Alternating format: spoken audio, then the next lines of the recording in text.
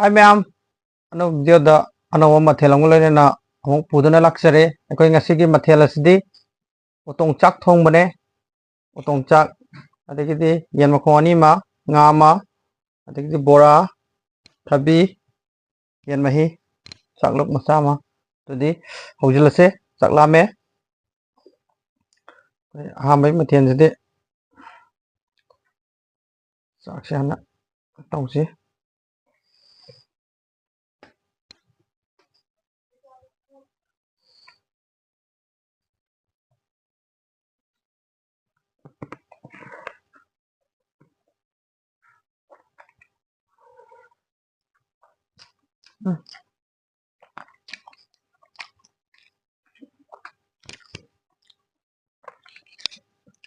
Hore.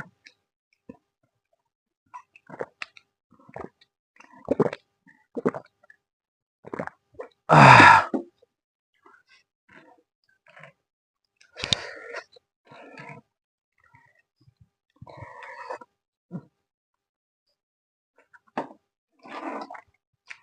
Chẳng quật lông thêm một anh còn. Vâng.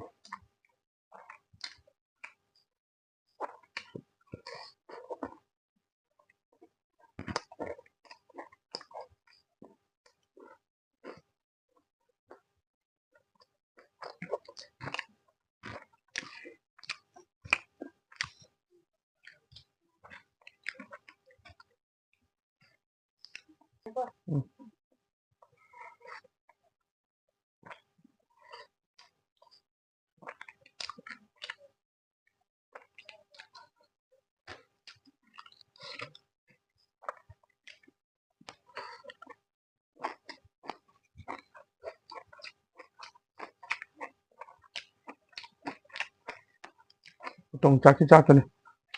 Anh thuộc ai cho bạn. Anh giang. Dạ thân.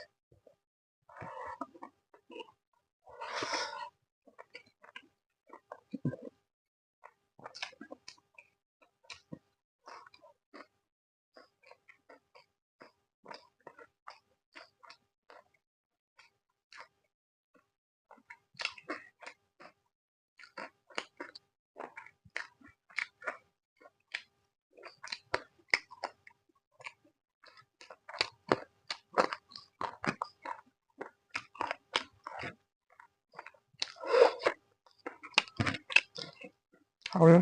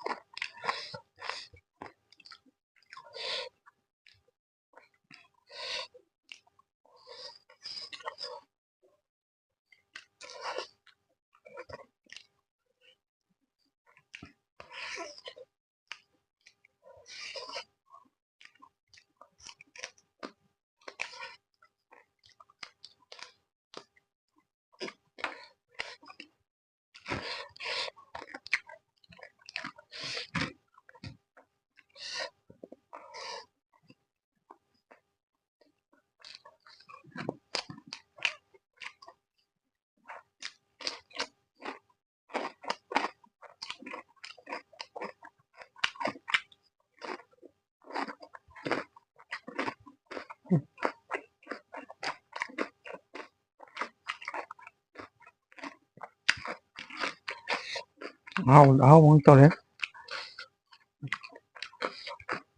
làm đó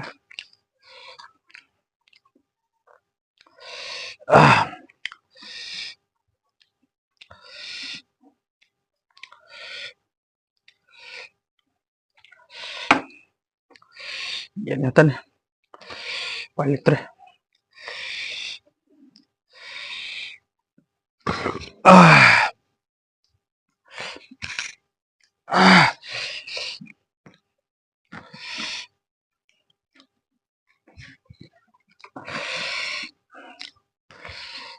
rồi xin là dễ đấy thật chả thôi ạ